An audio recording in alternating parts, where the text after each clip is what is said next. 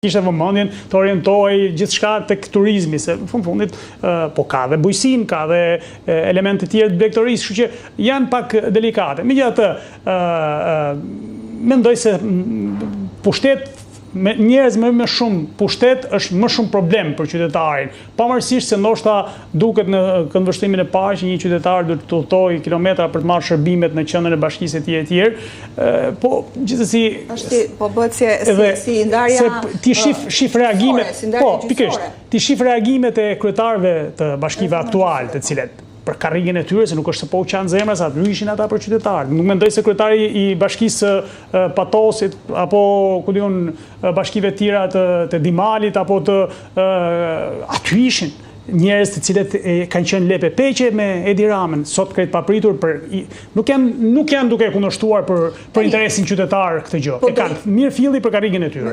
Kanë dalë qytetarë aty. Po dakord, qytetarët është kollaj ti manipulosh kur ke pushtetin, kur ke bashkinë. Kjo pakënaqësi mund të kthehet në diçka serioze që ti prishi punë elektoralisht Partia Socialiste, do ketë kosto elektorale? Nuk besoj, shumë pak. Mund të jetë e papërfillshme sepse ti je e bindur që gjithë ata që dogjen tesrat e Partisë Socialiste në Poliçan, absolutisht nesër kur të ketë zgjedhje do votojnë prapë për Partinë Socialiste.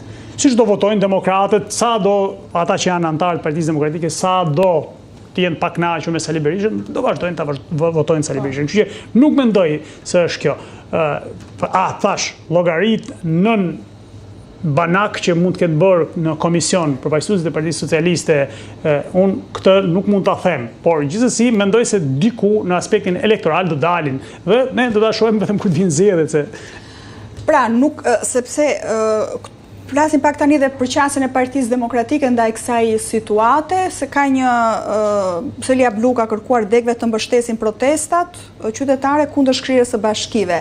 Me atë që the Patrik, nuk ka asnjë shans që Partia Demokratike të depërtojë në elektorate tradicionalisht të majta? Po të thash, pra, unë mendoj se Partia Demokratike në këtë pjesë e ka humbur betejën që në komision që i shkonin, diskutonin, bëjnë dëgjesa dhe këtë papritur socialistët nën hundën e tyre.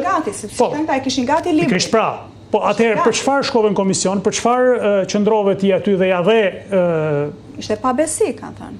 Dakord, po në politik këto janë. Pra, unë mendoj se Partia Demokratike ka përgjegjësi pse Partia Socialiste erdhi këtu. Duhet ja kishte gjetur mekanizmat që në komision që ta paktën të gjentin rrugë kompromisi. Ai gjatë gjithë kohës Partia Demokratike e përgatiti pjesën e mbështetësve të vet me idenë që do të bëhen 110 bashki, do marrim lugën, gjithë do bëhemi kryetar bashkisë dhe këtë papritur Partia Socialiste një ditë para se të mbyllte afatin e komisionit, urdhërova ku i ke 46, edhe pse më përpara ishte ideja e shkrirjes, ka patur katër propozime. Nuk e ka fshehur asnjëherë pa Partia Socialiste, nuk e ka fshehur ndonjëherë dëshirën e saj për të ulur numrin e bashkive.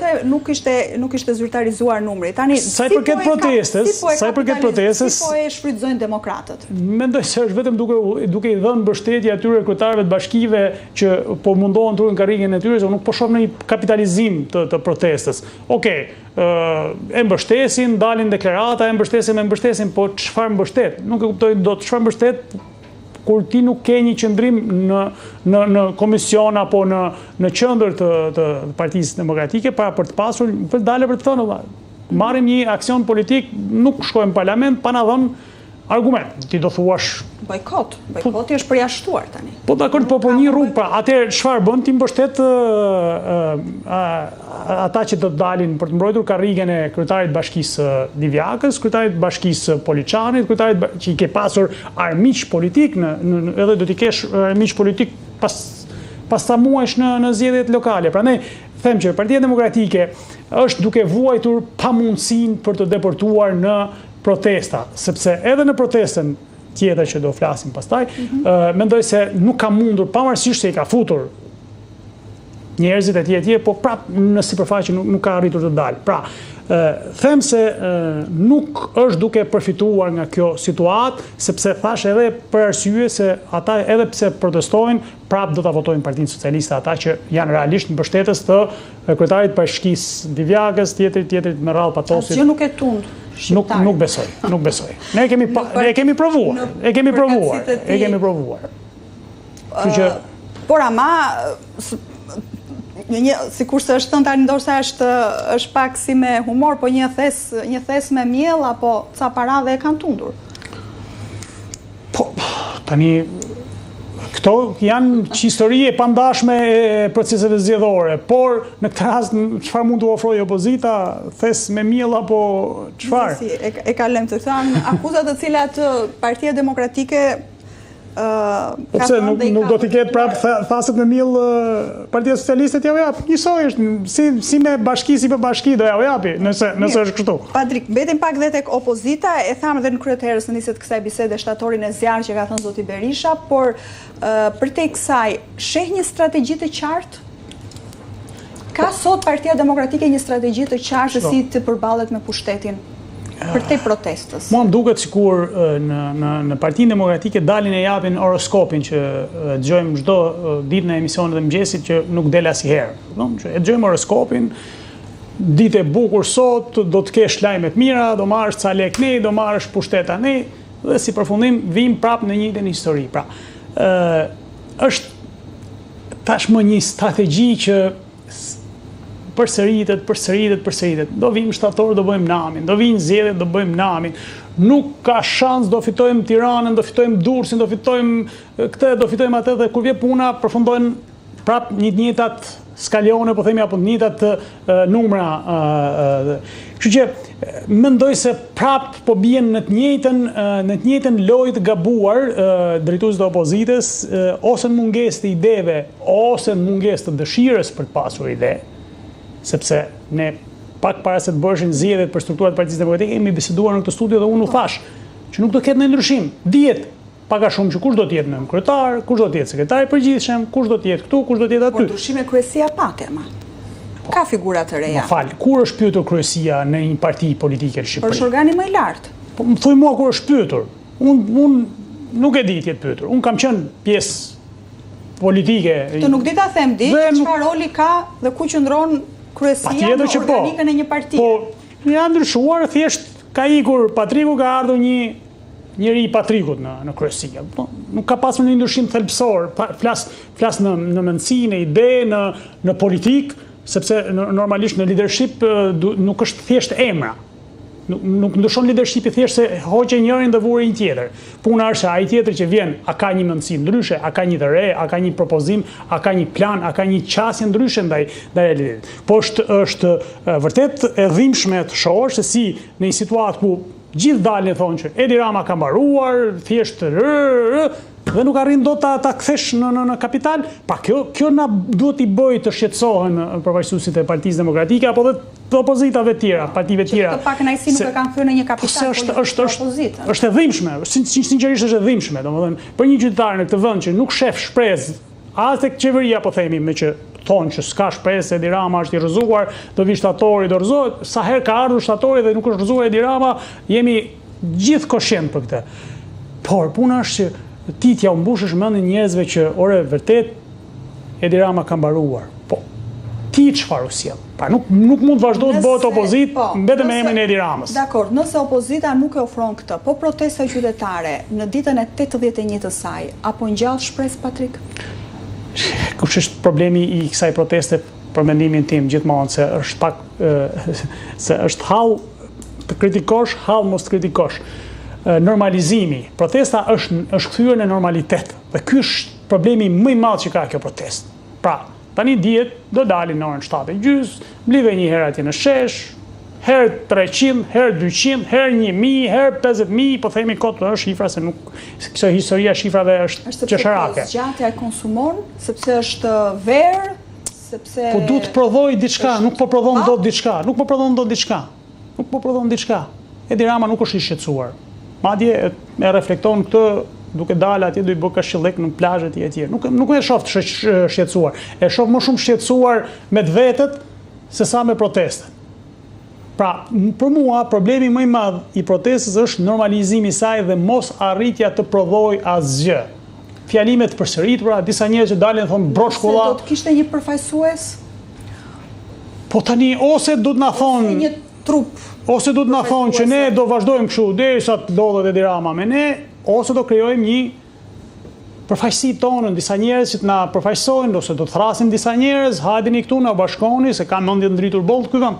Mosdalja e përfaqësuesve është një strategji apo është e vështirë të dalë një përfaqësues kur ka kaq shumë njerëz, kur flitet për rryma, kur flitet për disa organizatorë, dhe është e vështirë të dalë. Provuan në një periudhë kohë të nxjerrin disa figura. Herë një i testuan dhe quhen organizator, por jo drejtues.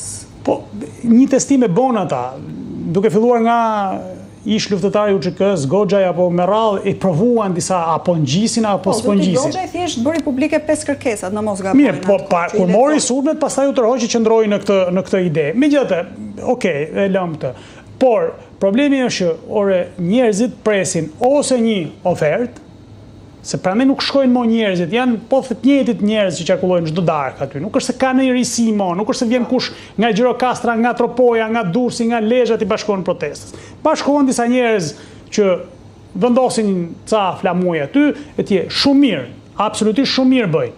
Por problemi është që tani është koha, nuk ka nevojë me numëru ditët më, e morën vesh, e treguan, e sfiduan edhe gushtin, edhe korrikun, edhe pushimet, edhe po themi përçarjen e kastës. Pra e treguar rezistencën dhe konsistencën. Pra, kjo u tregua. Por thonë shtator, po do jenë protesta prapë më të fuqishme. Jo, më janë shtator, duhet dalë të thosh. Ne si jemi mbledhur, kemi kaq njerëz, ata njerëz që mbledh për natë aty, mblidhi të firmosin dhe të krijojnë një platformë. Ku do shkojë kjo protestë? Kjo është pikërisht e gjëja që i intereson politikës. Edhe Berisha që bën sikur e mbështetet, thotë dilni mbështetni atje, po qefi nuk është ja ka që të shkojë më tej sa kaq, sepse i duhet pjesa vet. Ose ta ketë në kontroll protestën, ose dalë bëj protestën e vet, sepse normalisht për këtë është në politik opozita.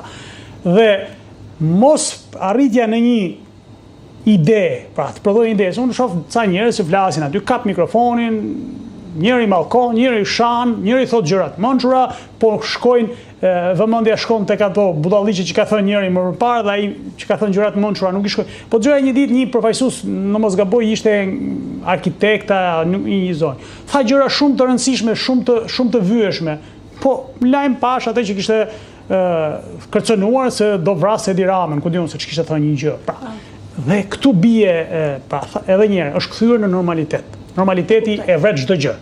Patrik, nëse realisht del një platformë, del një përfaqësi në shtator, sa gjasa ka që kjo përfaqësi të mbjetojë në këtë sistem politik, në këtë dualizëm politik që ka sot Shqipëria? Ndoshta kjo është frika që i mban jashtë kësaj platforme, pra jashtë kësaj rruge, po themi ata që e menaxhojnë protestën, sepse ata e dinë që me këtë kod zgjedhor, me këtë sistem, me këtë mënyrë loje që bëhen zgjedhjen në Shqipëri, sigurisht e kanë të pamundur, sepse e provuan partitë e reja. Kemi një parti që gjatë fushatës 2025 ishin duke shkëlqyer, po themi në aspektin e marketingut politik, pra pritej shumë nga këto partitë vogla, po kur vjen puna te kutia votimit, njerëzit kanë dy nënci në kokë, dy vota kanë, nuk kanë përjashton në një tek këtu. Pra, o majtas, o djathtas, pra flas për DPS, ka diskutim tjetër. Kështu që, ndoshta kjo është arsyeja që protesta, duke mos pasur edhe figura shumë të vlerësuara në këtë vend, pra flas intelektual, me peshë në politikën shqiptare. Unë nuk kam pa, shumë e kanë mbështetur nga larg, po tërë që mos e kput kanë qëndruar, kështu që ose duhet të vendosen rregulla të tjera loje, gjë që nuk besoj se ka interes politika, flas për gjitha palët, se aty e kishte kodin zgjedhor edhe Partia Demokratike, por në dorën e vet e vulosi humjen e 2025-s, kështu që e njëjta histori do përsëritet. Kështu që prandaj është shumë e vështirë protestë